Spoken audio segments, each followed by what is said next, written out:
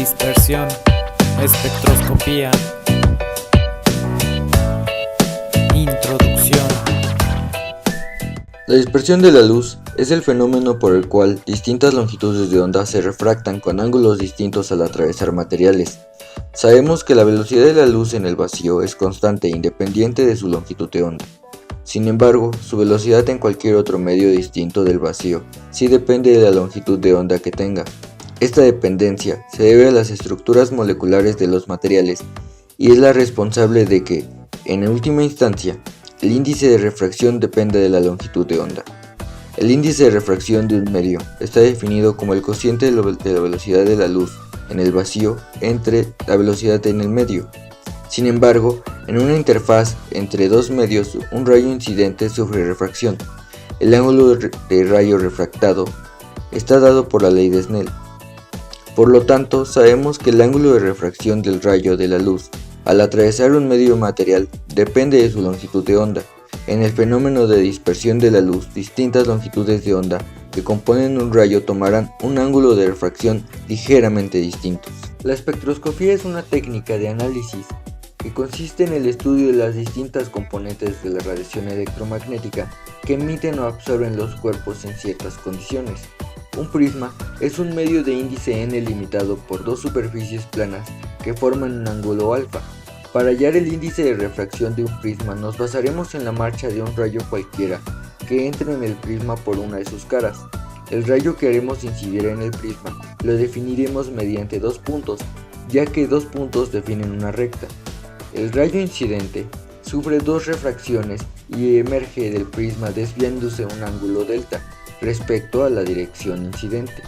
La desviación delta depende del ángulo de incidencia θ incidente, de forma que hay un rayo particular para el cual la desviación es mínima. Esta relación está dada por la siguiente ecuación.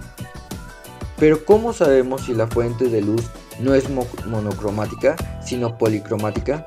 Entonces obtendremos una dispersión de luz según sus longitudes de onda, es decir, su espectro de emisión, y obtendremos diferentes índices de refracción para cada ángulo en el que se encuentren dichas longitudes de onda. Materiales. Los materiales utilizados en esta práctica fueron una mesa óptica, un espectrómetro con una incertidumbre de +/- 0.5 grados, un prisma equilátero, un diodo láser con su base y portaposte, 3 lámparas espectrales, una de mercurio y 2 desconocidas, un medidor de intensidades con sensor.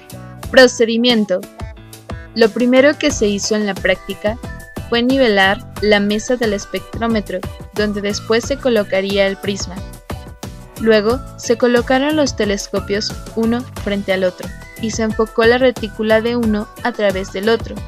El siguiente paso, ya con la luz apagada, fue colocar el láser, asegurando que pasara por el centro de ambos telescopios.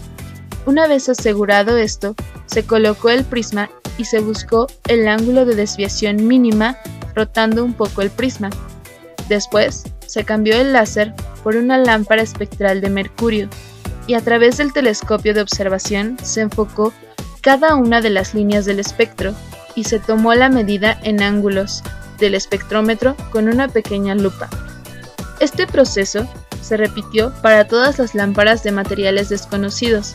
Para medir las intensidades, se colocó el sensor del medidor frente a la lámpara de mercurio, de manera que quedara fijo y se configuró para cada longitud de onda de las líneas del espectro. Este proceso se repitió para las dos lámparas desconocidas.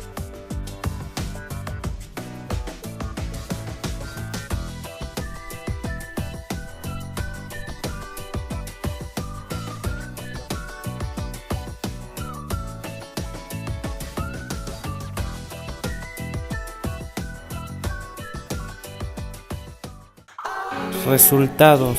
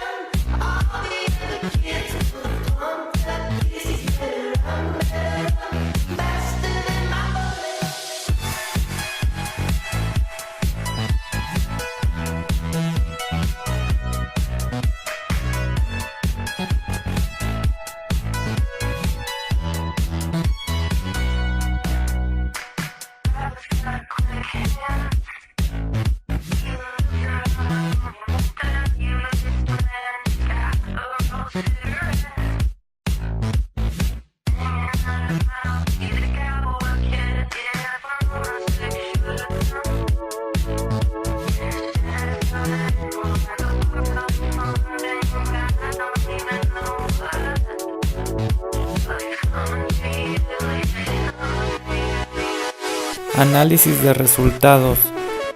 Para el análisis de datos, se asociaron las longitudes de onda teóricas de las líneas de emisión del mercurio a los ángulos hallados para estas y a sus respectivos índices de refracción.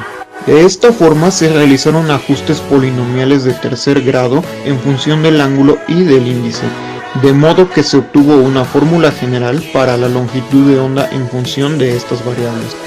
Los principales problemas que se tuvieron en el análisis de datos fueron que las fórmulas arrojaban longitudes de ondas distintas entre sí. No fue difícil reconocer el espectro del neón, dada su predominancia de líneas fuertes en el rojo. Los valores experimentales más acercados fueron dados por la ecuación en función del ángulo, con un error promedio del 1%. El desafío fue la última lámpara, ya que fue difícil comparar el espectro obtenido con los que se conocen.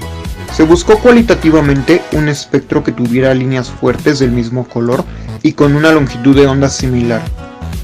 El espectro más acertado fue el del criptón, con un rango de error promedio del 5% en las líneas violetas y del 1% en las amarilla y verde.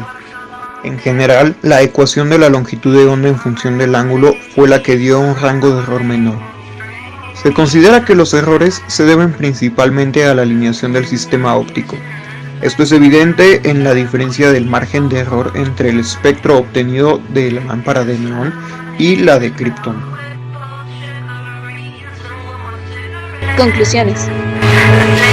Concluimos que las longitudes de onda obtenidas por medio del espectro de mercurio y el ajuste entran dentro del rango de cada color obtenido de referencias teóricas y nos dan un parámetro para saber de qué son las lámparas.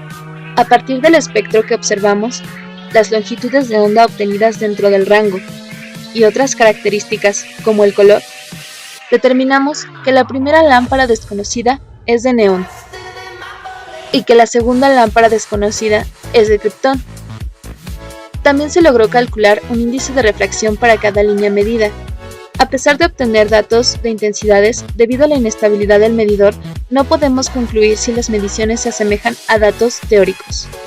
Muchas de las tecnologías del siglo XXI están encaminadas a resolver problemas generados en varios frentes: ambientales, de salud pública, de detección, nuevos materiales, nanotecnologías y muchas más que escapan de nuestra imaginación. Una de ellas, la espectroscopía, ha llegado a tal grado de desarrollo que, en el área de la salud, es tan necesaria que es prácticamente imposible pensar en un diagnóstico sin el uso de la misma. Podemos ver, literalmente, al interior del cuerpo humano sin necesidad de procedimientos invasivos. En el ámbito ambiental, hemos sido capaces de detectar cantidades increíblemente minúsculas de contaminantes, tanto en aire, suelo y agua. Además, no debe olvidarse que esta tecnología es y ha sido una herramienta de primer orden en las ciencias astronómicas. La espectroscopía y las tecnologías relacionadas a ella son instrumentos esenciales en los laboratorios de casi todo el mundo.